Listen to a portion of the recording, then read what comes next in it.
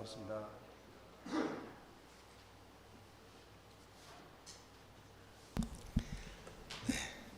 자, 인사하겠습니다. 처음 뵙겠습니다. 아무 문제 없습니다. 당신이 나이며 최고입니다. 교당이 나이며 최고입니다. 자, 우리 심지 자리에서는 아무 문제 없습니다. 그죠? 오늘 처음 다 보는 것이고, 모두가 나이고 최고이죠. 그것에 대한 확실한 그 믿음이 있고 자기 나름의 체험이 있다면 우리가 살아가면서 부딪히는 모든 경계가 견딜만 합니다. 그리고 배울만 합니다. 오늘은 일상이 수행이 되는 요긴한 법이라는 그런 제목으로 우리 교도님들과 정말 은혜를 나누고자 합니다. 우리가 지금 성가도 일상수행요법 노래 부르고 일상수행요법 지금까지 몇 번 외웠을까요? 최소한 10,000번은 외웠지 않을까요? 10,000번 외우면 뭐든지 다 새로운 단계로 접어든다고 그런 얘기 하잖아요. 그러니까 다 우리는 충분히 이미 그럴 지금 실력과 자격이 있어요. 근데 자기가 그런 줄을 모를 뿐이죠. 자, 오늘 다시 한번 확인하시고, 우리가 지금 교화단 마음공부가 올해는 일상수행요법이 주제예요. 작년에는 주로 이제 상시응용 주의사항에 대해서 공부를 했다면 올해는 일상수행요법인데, 일상수행의 요법 중에서도 구조 중에서도 1조가 저는 제일 중요하다고 생각합니다. 뭐든지 첫 단추를 잘 꿰면 첫 단추 잘 하면 그 다음에는 그냥 순서대로 꿰면 되잖아요. 근데 첫 단추를 잘못 위에다 낀다든지 그 다음에 꿰면 깰수록 이제 어려워지니까 일상수행요법 1조야말로 일상수행요법을 꿰뚫을 수 있고, 또 일상수행요법만 외워도 성불에 족하다고 하셨어요.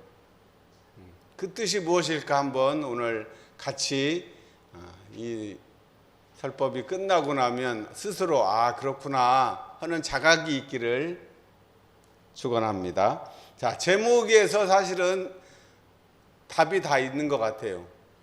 제가 일상수행요법 요새 연말을 하면서 제목에 이미 답이 다 있네, 그걸 알게 됐어요. 자, 제목이 뭡니까? 일상이 수행이 되는 요긴한 비법이요. 사실은 비법이에요, 비법. 일상 수행의 요법을 한글로 풀면 일상이 수행이 되는 요긴한 법. 법도 그냥 법이 아니라 아주 비법. 비법 그러면 뭔가 좀 관심이 좀 더 이렇게 생기지 않습니까? 정말 비법이요. 제가 엄불교에 그 입교를 한 게 누가 저를 이렇게 인도를 해서 입교를 한 게 아니고, 제가 이제 엄불교학 개론이라는 책을 저희 사촌 형이 그 원대를 다녀가지고 있더라고. 그래서 제가 엄불교학 개론을 이렇게 쫙 읽으니까 그 중에 그 일상수행요법에 해당되는 그 글을 옛날 돌아가신 이병덕 교수님이 쓰셨는데, 그분이 어떻게 썼냐면 일상수행요법을 저녁에 그 대중들이 모여가지고 외우고 있는데, 그것을 처음 온 사람이 바깥에서 그 외우는 소리를 듣고 너무 그 말 그대로 가슴이 와닿고 감동을 받았다고 그 글을 이렇게 잔잔하게 썼는데, 제가 그 글을 읽는 순간 그 그림이 이렇게 그려지는 거예요. 그렇게 옛날 호롱불, 불도 전기도 아닌 불에서 사람들이 심지는 원래 일어나며 없건만은 이거를 탁 낭송하는 그 모습이 너무 그 머릿속에 너무 이게 정말 아름답게 느껴져서, 제가 이제 그 글이 거의 뒷부분에 이제 그 엄불교학 개론 뒷부분에 있는데, 이 책을 읽고 나면은 엄불교 교당을 찾아서 한번 가봐야겠다, 그 마음이 났어요. 그러니까 제가 이제 책을 읽고 교당에 오기로 발심을 하게 된 아주 중요한 이 법문이 되었습니다. 그래서 오늘 일상수행의요법 1조 공부를 하는 것을 통해서 우리 교도님들이 저같이 더 발심하고 공부하는 인연이 되기를 축원드리겠습니다. 자, 일상이 수행이 된다는 말은 또 무슨 말일까요? 자, 일상이 수행이 되고 또 수행이 일상이 되는 삶이라고 그러면 정말 대박 아닌가요? 요즘 말로 대박이잖아요. 따로 수행을 하기 위해서 시간과 장소를 정해가지고 뭐 이렇게 우리 학교 공부하듯이 그 독공하는 그런 공부 말고 그냥 우리가 일상적으로 아침부터 저녁까지 하고 있는 그 일과를 잘 지키면 그 자체가 수행이라는 거죠. 그 뭐 어린이집 운영하는 사람 어린이집을 잘 운영하면 그게 그 속에 일 속에 공부가 있어서 일 자체가 수행이 되는 거죠. 자기가 무슨 일을 하든 장사를 하든 농사를 짓던 무엇을 만드는 공산품 일을 하든 무슨 일이든 공부 자체가 일 자체가 공부가 된다고 하면 정말 대박일 것 같습니다. 내가 늘 하는 일상이 수행이라니. 그러면 일상에서 겪는 모든 순간 그리고 모든 경계가 수행이 될 수 있다면 이거야말로 수행의 혁명이라고 하지 않을 수 없습니다. 그래서 대형사님께서 이런 생각의 바탕에서 나온 교리가 무시선법이에요. 때와 장소를 가리지 않고 하는 수행법이 무시선법으로 연결이 되는 거죠. 일상수행의요법 이 1조가 이 경계 속에서 이 수행을 하는 이 법이 정리가 되면 가만히 경계 없을 때는 좌선법이 되는 것이고 동에서 움직이면서 일상생활에서는 무시선법이 된다는 말씀입니다. 자, 무시선법에 보면 경계가 돌아올 때마다 공부할 때가 돌아온 것을 염두에 잊지 말고 끌리고 안 끌리는 대중만 잡으라고 하셨단 말이에요. 그러니까 뭐 따로 시간 내서가 아니라 자기가 하고 있는 일을 하는데 경계가 하는 일이 모든 것이 경계니까 그때마다 공부할 때네 라고 하고 그때마다 깨어서 대처를 하면 일상이 수행이 된다는 말씀입니다. 그래서 일상의 경계 모든 번뇌라고 하는 이거조차도 자기가 깨어서 거기서 깨어나서 대처하면 그 자체가 공부가 되고 수행이 되기 때문에 번뇌 즉 보리가 되는 거죠. 그냥 우리 이 이치를 모르고 깨어나지 못한 사람은 경계는 늘 나를 괴롭혀. 남자는 늘 나를 괴롭혀. 그 노래도 있잖아요. 맨날 놀자기만 하고 그 노래도 있듯이 괴롭힌다고 그런단 말이에요. 괴롭힌 사람은 아무도 없어요. 그것을 알고 대처하면 재미난 게임이 되는 것이고 모르고 대처하면 나는 맨날 피해자가 되는 거죠. 굉장히 큰 차이죠. 똑같은 일을 겪는데 늘 그것에 내가 억울해, 나는 피해자야 라고 생각하는 사람하고 그걸 통해서 똑같은 경계를 통해서 그것을 이겨내고 공부심으로 대하는 사람은 그 경계를 통해서마다 공부가 성장이 되는 거죠. 또 마치 그 바다의 파도가 계속 치고 있는데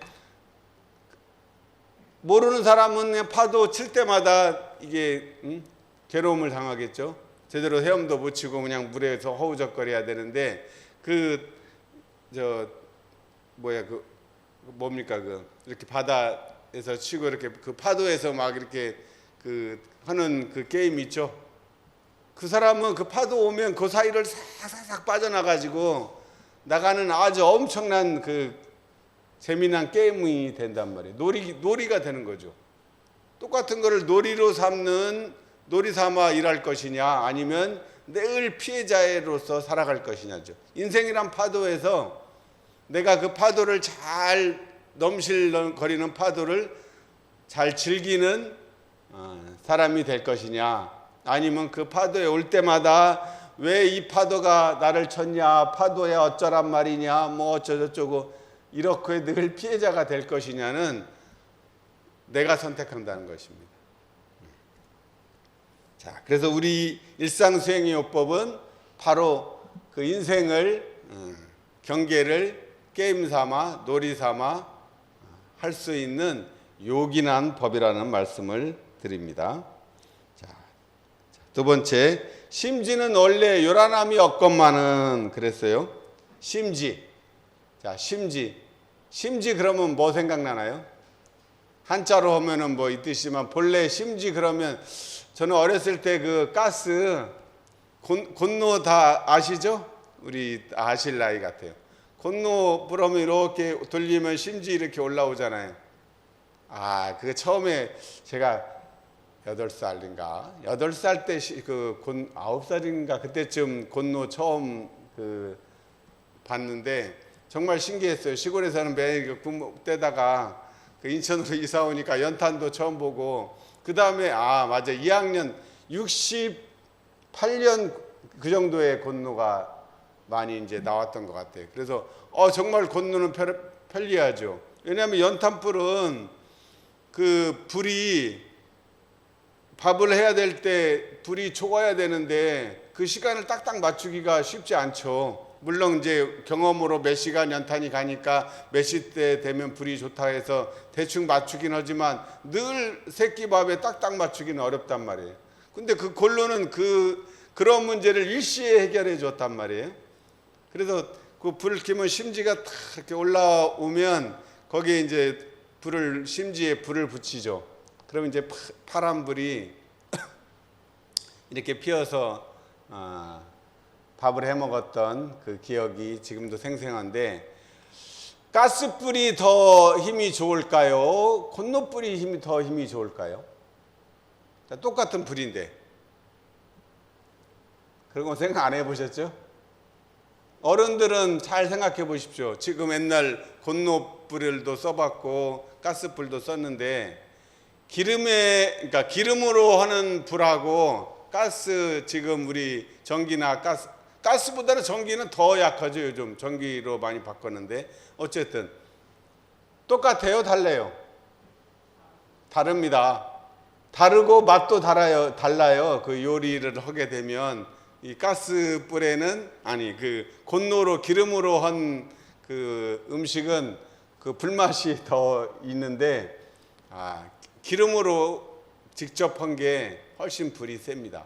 그래서 중국집에도 가서 보면 오래된 사람, 고집이 센 사람들은 가스불로 안 바꿔요. 지금도 그 가스처럼 생겨도 그 석유곤로 기름을 넣어가지고 지금도 그걸 하는 사람이 있어요. 그 김영철의 동네 한 바퀴에 가보면 그거 나오더라고요. 대구 칠성동에 가니까 옛날에 있던 그 중국집에 그분이 편리한 걸로 하면 가스불로 바꾸면 편리하죠. 훨씬 더 뭐 기름 넣고 빼고 할 것도 없는데도 일부러 그렇게 한다는 거죠. 그 심지인데 뭐 우리가 한자로 하는 심지도 그거하고 좀 전혀 의미가 연관이 좀 있습니다. 우리 심지는 마음 심자에 땅지자예요. 그러니까 마음이 일어나는 그 근본 바탕 땅이라는 소리죠. 마음 땅. 그러니까 이 마음 땅 안에서 가지 이 마음이 일어나잖아요. 요란함, 별 여러 가지 감정들이 다 그 땅에서 다 일어나요. 우리 실제 땅에서 온갖 잡초와 온갖 식물들이 다 일어나는 것처럼 우리 마음에서도 그렇게 일어나는 것이라고, 그렇게 해서 아마 땅지자를 쓴 것 같아요. 근데 우리가 말하는 이 심지는 쉽게 말해 성품하고 똑같아요. 성품을 다르게 썼는데 성품이나 심지나 사실은 의미는 똑같아요. 성품이라는 것도 성자가 마음 심자의 날생자예요. 그죠? 마음이 일어나게 하는 품은 이 물건 품자도 되지만 마음이 일어나는 그 곳이라는 그런 의미가 있기 때문에 심지나 성품이나 의미상으로는 똑같은 말이다 이 말. 그 심지예요. 근데 굳이 심지란 말을 쓴 것은 그 마음에서 땅에서 식물이 이렇게 온갖 잡초와 풀이 올라오는 것처럼 우리 마음에서도 그 일어나는 온갖 감정들이 이 심지라고 할 때 더 좀 리얼하다고 생각을 하신 것 같아요. 그렇게 해서 심지를 쓴 거예요. 그냥 여기를 성품은 원래 일어남이 없건만은 그렇게 해도 틀리지 않거든요. 근데 굳이 심지라고 쓴 것은 이 우리 일상 우리들의 육군 동작이 일어나는 근본 바탕이라는 의미를 강조하기 위해서 그렇게 썼습니다. 그래서 이 자리를 성품이라고 더하고 우리 몸하고 좀 가깝게 생각하면 정신이라고 하면 딱 맞습니다. 정신. 우리 정신이 성품이다. 성품과 정신은 대등하여. 대등한데 성품하면 그냥 객관적인 의미가 있는 것 같고 정신 그러면 우리 정신 차려 하니까 좀 영롱한 감이 있단 말이에요. 그래서 정신이라고 얘기를 하면 더 이해가 더 쉬울 것 같습니다. 자, 이 심지든 자성이든 정신이든 뭐라고 부르든 이 자리는 곧 부처님 마음이에요. 부처님 자리죠. 그래서 이 진공한 자리, 이 부처님의 특징은 적적하고 성성합니다. 특징이 고요하고 고요해. 근데 고요하고 고요하게 해서 아무것도 없는 자리가 아니라 고요하고 고요하고 한 이름도 없고 형상도 없고 없다는 말도 없고 그런 자리인데 그걸로 끝나는 게 아니라 성성하기도 하단 말이에요. 적적하면서도 성성해. 고요하면서도 초롱초롱하단 말이에요. 밤하늘의 별이 초롱초롱하죠. 낮에는 별 보이나요? 별 볼 일 없죠. 낮에는 별 볼 일이 없어요. 밤에가 껌껌해지면 고요해져야 성성함이 보입니다. 적적성성한 자리예요. 고요하고 초롱초롱한 자리라 이 자리는 원래 요란함이 없는 자리죠. 없고 없는, 이름도 없고 형상도 없고 가고 오는 것도 없고 죽고 나는 것도 없고 부처와 중생도 없고 허무와 정멸도 없고 없다는 말도 또한 없고 유도 아니고 무도 아닌 그 자리인데, 그러니까 아주 고요하고 고요한 자리지만 그 중에서 그 있는 것이 무의와 자동적으로 생겨나서 이 초롱초롱한 한 기운에 의해서 우주가 성주계공으로 변화하고 만물은 생로병사를 따라 육도와 사생으로 변화하고 이러한 왕래하여 주야를 변화시킨다. 그게 성품이에요. 성품이 없는 것만 이 공적함만 있는 것이 아니라 공적하기도 하고 성성하기도 하다는 거 꼭 염두에 두시기 바랍니다. 자, 세 번째, 경계를 따라 있어지나니. 없건만은 없는 건데 것만은 그러면 뭐예요? 없지만 그래도 뭐가 있다 이런 느낌이죠. 니은만은 이 전미사가 것만은 그 것만은 경계를 따라 있어진다. 자, 경계를 따라 있어진다고 하는 말이, 경계라는 것은 몸뚱이를 가지고 있는 이 사람은 경계 속에서 살 수밖에 없어요. 내가 몸뚱이를 가지고 있는데 경계 없기를 바라는 것은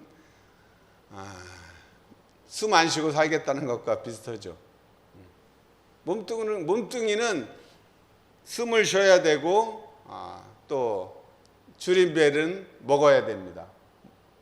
먹고 또 잠을 자야 돼. 먹고 자고.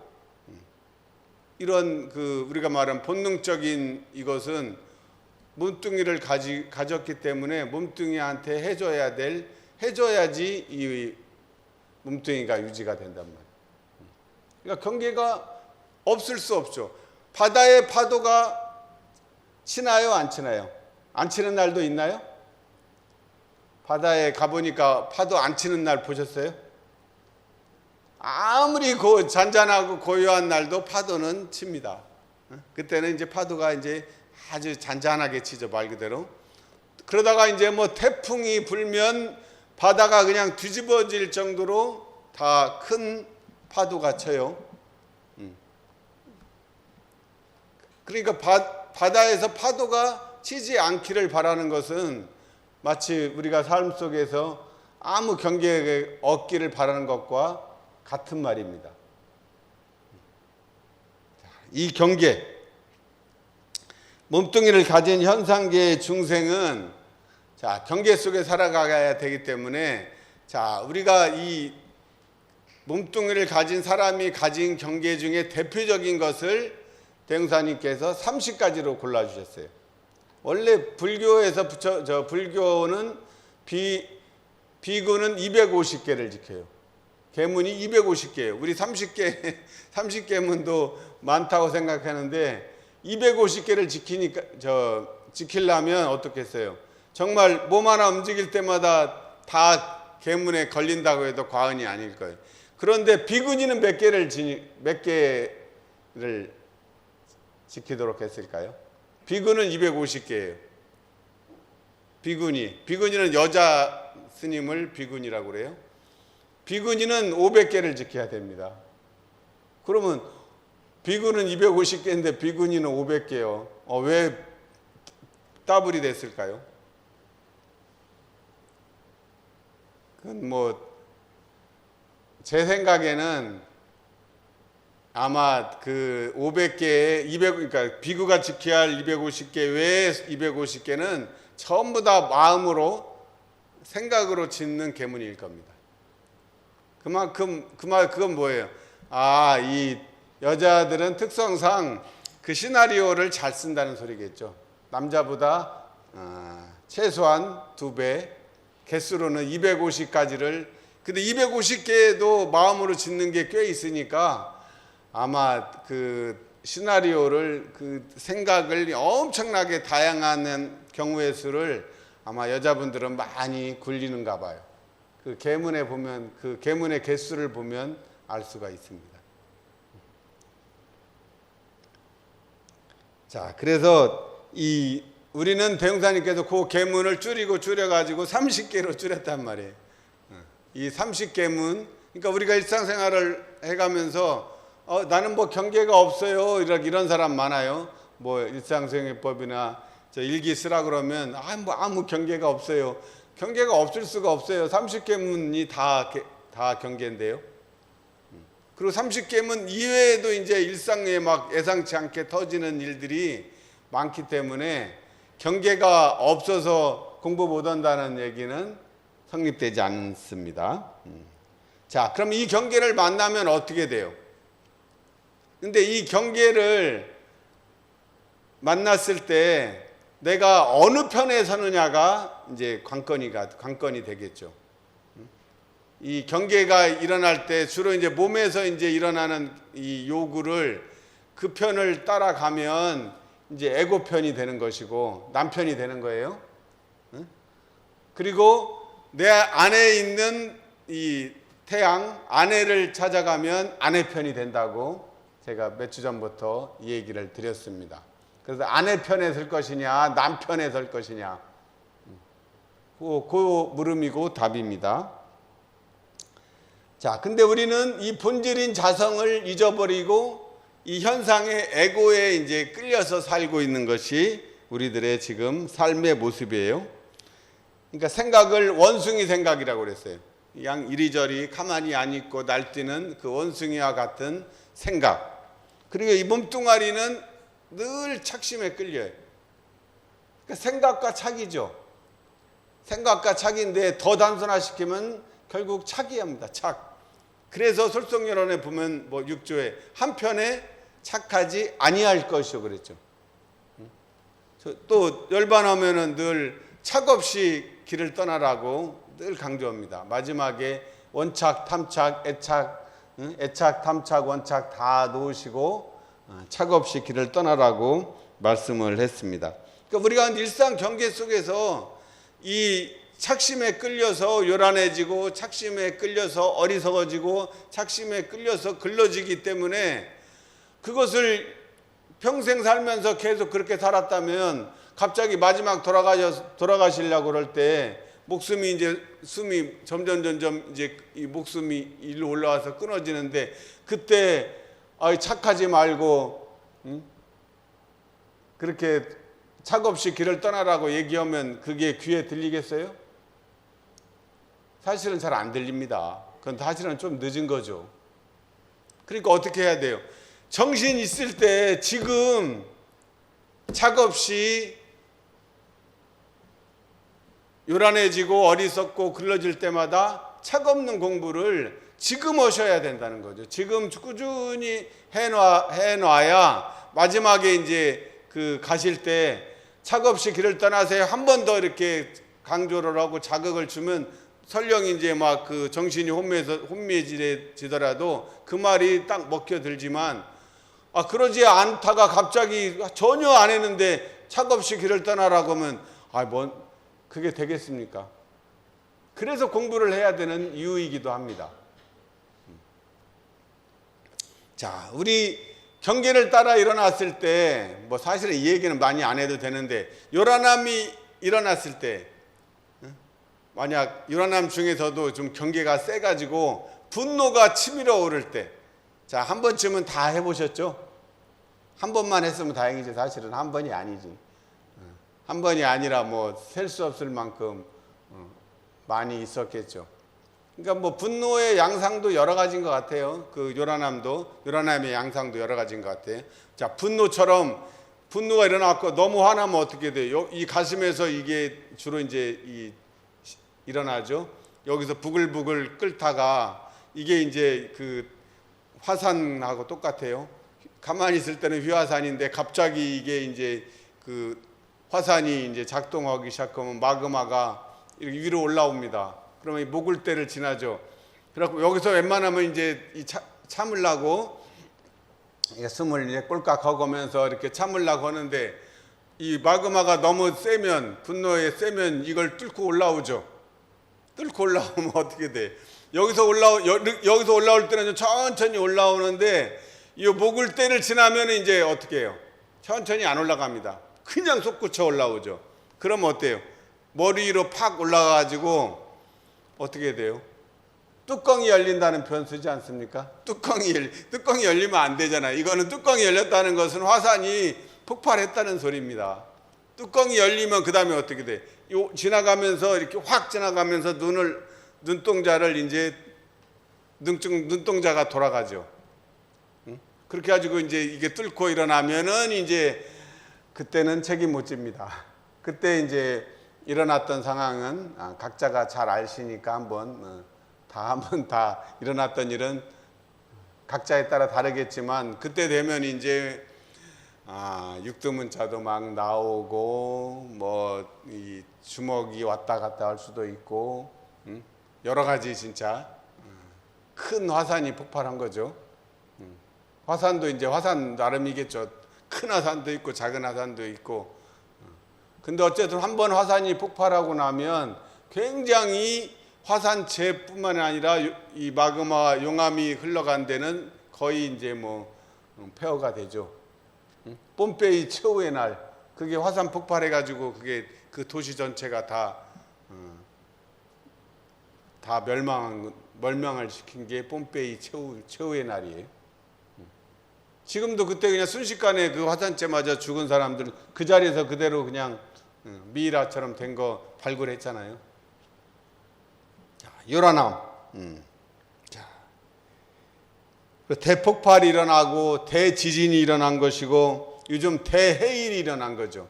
해일이 일어나면 어때요? 지진이 일어나면 해일이 일어나고 그냥 그걸로 끝나나요? 그 시간이 좀 지나면 막 이 바다가 쓰나미가 돼갖고 몰려오잖아요. 그거하고 우리가 일상생활에 있어서 요란함이 폭발하는 거하고 똑같다는 거죠. 자연현상하고 똑같아요. 자, 또 그것은 이제 위로 올라오는 감정이고, 자, 이 가슴에서 요란함도 어떤 것은 부글부글 끓고 올라오지는 않아요. 근데 그거는 올라오지 못하면 어때요? 일어나서 생긴 그 에너지는 이미 있기 때문에 위로 올라오지 않으면 이제 옆으로 퍼져갑니다. 옆으로 퍼져서 올라오지 않으면 그러면 올라오지 않으면 좀 화산 폭발을 안 했으니까 다행이다 생각할지 모르지만 실제로는 또 그렇지 않습니다. 폭발한 것은 차라리 이미 폭발하고 나면 이제 그래도 그걸로 끝이에요, 사실은.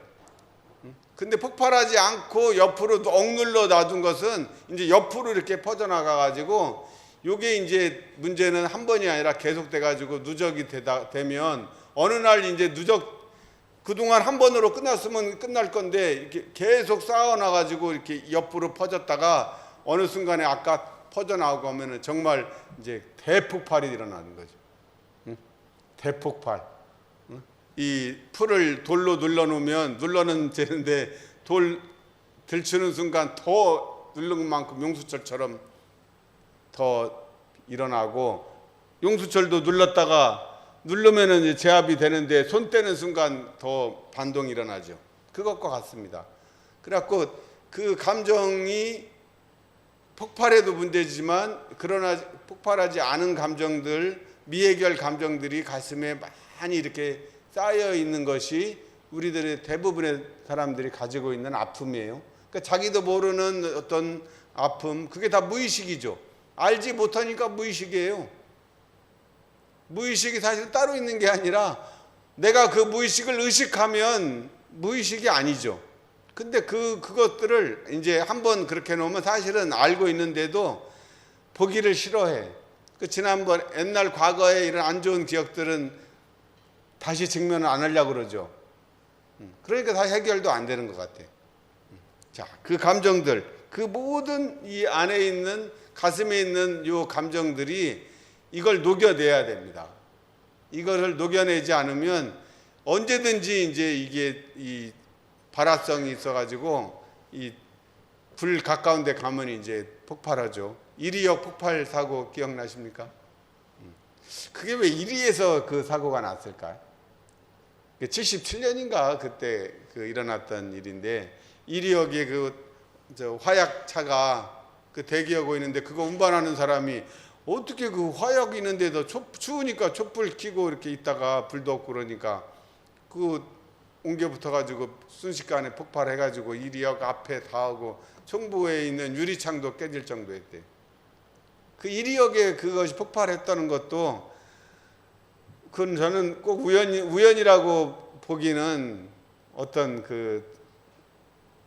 의미가 큰 뜻이 있지 않은가 그렇게 생각합니다. 자, 또 다른 비유를 들자면, 자, 우리 자성이, 우리 성품이, 심지가 우리가 늘 부처님 편에, 이 자성 편에, 이 안에 있는 이 편에 서야 되는데 이거를 우리가 잊어버리고 살아요. 잊어버리고 늘 그냥 내 안에서 일어나는 그냥 이 원숭이 생각, 이 몸뚱아리 이 착에 끌려서 그냥 사는 것이 우리들 그냥 그 삶의 모습이고 그냥 그게 뭐 당연한 줄 안단 말이야. 그러면서 한편으로는 막 또 잘 살기를 바래요. 근데 우리 대종사님 법으로 따지면 잘 사는 것은 이 부처님 편에서 진공의 자리에서 다시 현실로 내려와서 그 진공의 바탕에서, 심지의 바탕에서 이 경계를 잘 다스려 쓰는 것이 대종사님이 바랬던 모습입니다. 그래서 일단 이 심지자리, 진공자리, 성품자리, 자성자리, 정신을 차려야지 가능합니다. 일단 그 다음에 다시 거기에 머무르는 것이 아니라 진공자리를 체험을 하면 다시 현실로 내려오는 거죠. 묘유. 그래야 이 현상의 가유가 묘유가 돼. 그래야 진공묘유라고 그러죠. 근데 우리가 지금 그것을 모르고 잊어버리고 살고 있는 것은, 비유를 하면 이런 거죠. 내가 이제 아주 부잣집 양반이에요. 그래갖고 집에 아주 마님도 있고 마당새도 있고 돌새도 있고 그런 옛날 부잣집이란 말이에요. 근데 대개 이제 남자들이 옛날에는 일찍 결혼하잖아요. 한 15세 전후에 다 결혼해놓고 이제 그러니까 이제 20대 되니까 이제 몸이 근질근질하고 돈은 있겠다 할 일은 없고, 그러니까 이제 집 나가서 이제 바깥으로 이제 막 쏘다니는 사람 많죠. 그러면서 이제 주색 잡기 하고 그러다가 이제 거의 이제 돈 떨어지면 몇 년 만에 이제 집에 돌아와 보니까 어떻게 됐겠어요? 집이 그냥 아무 문제가 없으면 다행인데 그렇게 몇 년 20대에 돌아다니다 보면 어떻게 해요? 가끔가다 영화나 뭐 이런 사극에 잘 나오죠. 그 마당새가 어떻게 돼요? 마당새하고 마님하고 눈 맞는 그런 얘기 많이 이제 우리 옛날에 봤잖아요. 또 옹고집전에 보면 그 자기하고 똑같은 그 집신으로 만들어 이제 그 옹고집전에 보면 이놈이 아주 저 부두세라 스님이 와서 시주하래니까 돈 아까 가지고 막 홀대하니까 그 스님이 도수를 부려가지고 집신으로 지프로 옹고집하고 똑같은 모습을 만들어서 이제 나와가지고 누가 이제 아무도 몰라.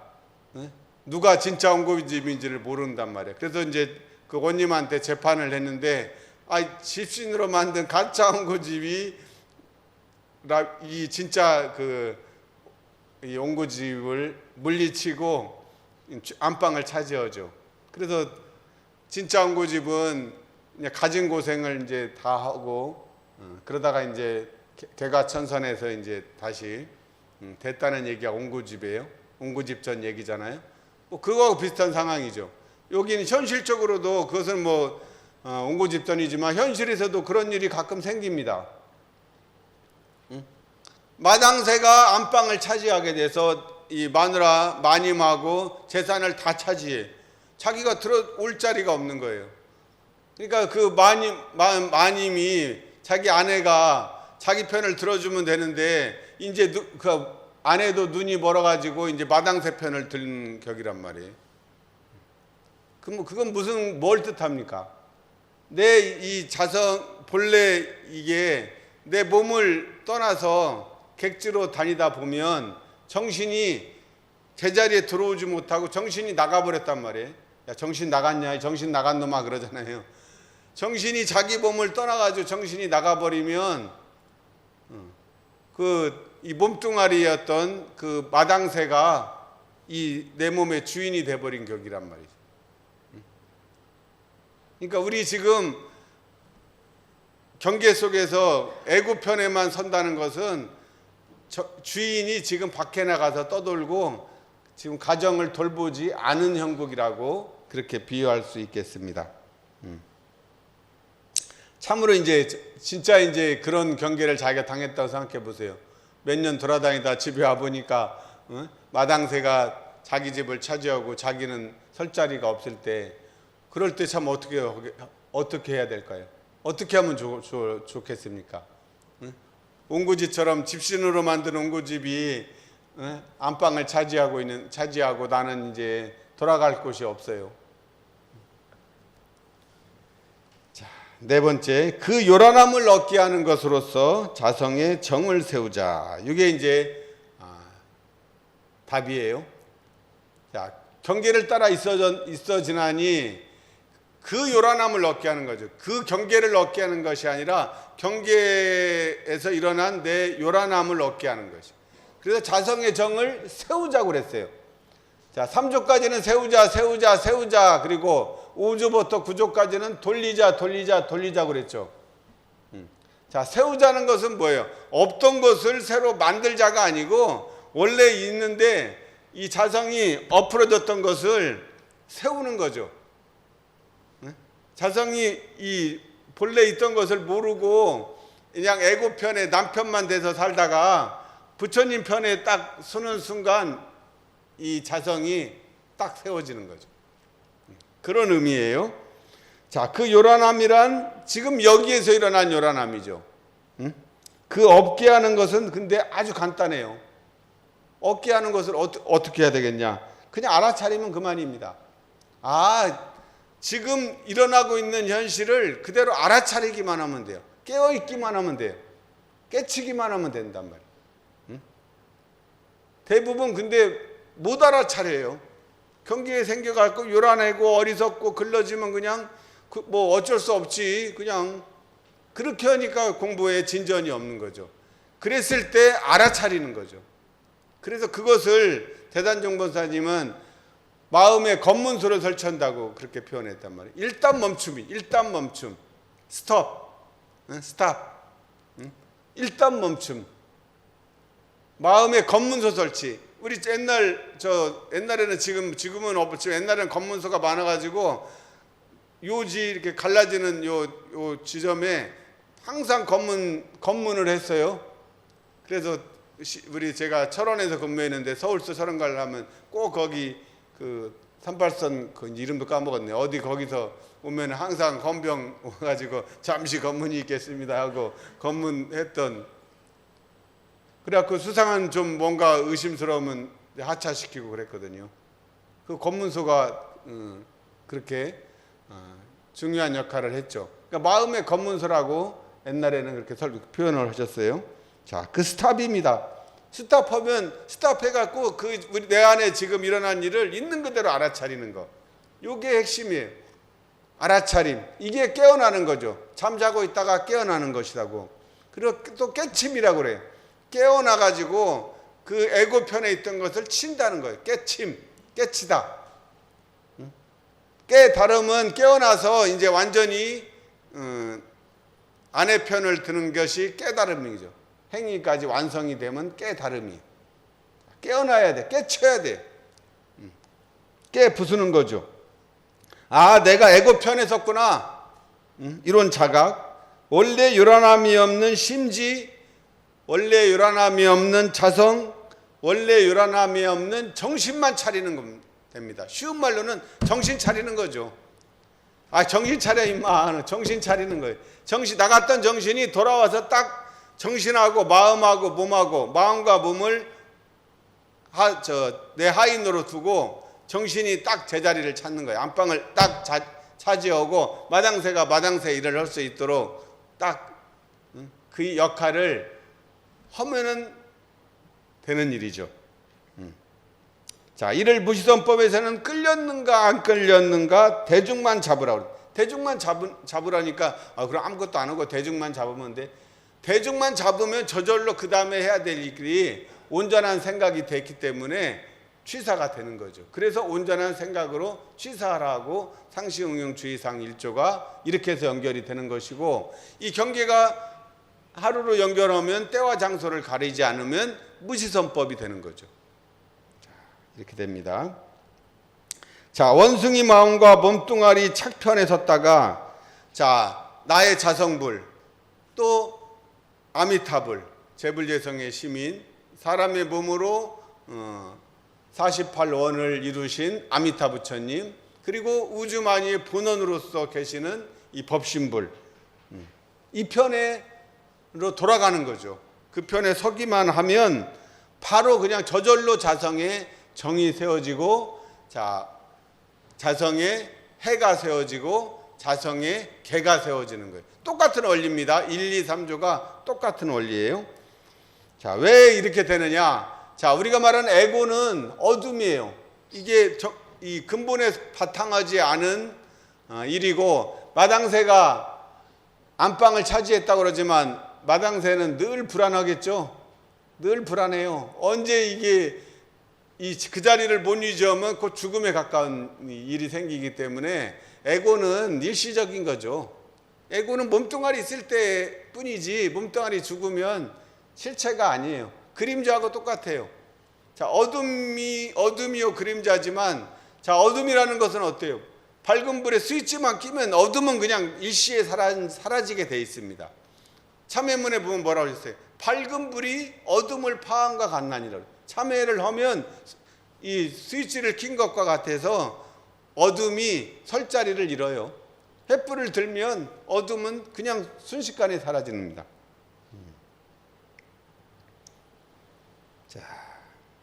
자, 조금 더 의미를 확대를 하면, 자, 그러면 경계를 당해서 요란해졌을 때 어떻게 해야 되겠어요? 연불. 교리적으로 보면, 자, 괴로운 일 당해 순경, 역경, 난경을 당하면 아미타불. 아미타 부처님께 귀의합니다. 자, 그 아미타 부처님은 인간의 힘으로 이 모든 경계를 이겨내서 부처가 되신 분이고, 법신불의 뜻을 대신하고, 자, 머리에 관세음보살이 있어서 중생의 소리를 다 들어주는 권능을 가진 부처님이. 그러니까 나무아미타불을 그 감정에다 대고 나무아미타불을 해서 가라앉히라는 거죠. 그래서 그 연습을 하기 위해서 우리가 연불을 하고 하는 것이죠. 자, 또 자선하는 것은 뭐예요? 호흡이잖아요. 단전호흡 단전에 주할 때, 들이쉬고 내쉬고 할 때, 경계를 딱 당해서 요란해졌을 때 숨을 3번, 5번, 10번 쉬는 거예요. 요즘 금축 같은 새끼 그 잘 보시죠? 거기서 보면 그 솔루션 보면 뭐예요? 숨을 3번, 숨 쉬는 거 3번이든 5번이든 처방에 꼭 숨 쉬는 거 했어요. 왜 숨을 쉬게 합니까? 들이쉬고 내쉬게 하면 그게 스탑에 해당되는 동작이잖아요. 일단 멈춤하기 위해서 들이쉬고, 그 다음에 이제 10, 10까지 세고, 다 그게 그 경계예요. 그 순간에 그냥 감정적으로 이 몸이 나가는 게 아니라 일단 멈추면 저절로 자기가 어떤 행동을 해야 될지는 이미 알거든요. 사실은 아는데 몸이 안 따라줄 뿐이기 때문에 염불하고 좌선하는 거죠. 우리가 좌선을 하면 연습이 돼 있기 때문에 그때 써먹으라고 좌선을 하는 거예요. 그냥 맨날 숨만 이겨갖고 무슨 단전에서 뭐 단전호 배갖고 하늘을 날자는 게 아니고 이 경계 때 써먹기 위한 연습이에요. 숨 호흡을 통제하는 거죠. 자기가 자유자재할 수 있도록. 자, 이 염불은 말로 하는 거니까 신고와 기도, 우리가 말하는 신고와 기도가 염불의 더 구체적인 적용이라고 볼 수 있겠죠. 자, 좌선이 더 확대되면 아까 말한 대로 무시선이 되는 것이고요. 자, 이렇게 하나로 꿰지죠. 염불, 신고와 기도, 좌선, 무시선 꿰지고. 자, 일단 멈춰서 온전해지면은 그 다음에는 뭐예요? 또 훈련법에 보면 상시응용 주의사항 있죠. 응용하기 전에 경계를 응용할 때는 온전한 생각으로 추상하고, 응용하기 전에 응용의 형세를 보아 미리 연마하고, 염불자선, 뭐 경전공 이거 쭉 있단 말이에요. 내가 어떤 거 해야 될지 모르면 그 상시응용 주의사항, 또 교당대항시 주의사항, 또 우리 염불일기 할 때 외우는 솔성요론, 성품을 실제 쓸 때 요긴한 법이 또 솔성요론이란 말이에요. 그 16조를 또 그 때와 곳과 상황에 맞게 또 부려 쓴단 말이에요. 그 마음을 챙길 수 있잖아요. 그래서 솔성요론 16조도 외워야 됩니다. 외워야 바로 이제 경계 때 써먹을 수 있는 힘이 생기지, 외우지 않고 경계 당했는데 그거 뭐였더라 찾으러 가서 찾을 수 없잖아요. 그러니까 그거는 거의 불가능한 얘기입니다. 외워서 바로바로 써먹는 이 힘이 생겨야 되는 거죠. 자, 그래서 우리 훈련법, 뭐 우리 유문염의 유문염, 솔성요론, 뭐 포함해서 뭐 참회문, 교리와 제도 모두가 전부 다 이 요란함을 얻게 하는 전부 다 구체적인 방법이에요. 그러니까 자기한테 맞는 거, 자기가 끌리는 거, 자기가 하는 것들을 이제 하나 정해서 실전에서 자꾸 해서 나는 이렇게 하니까 잘 되더라.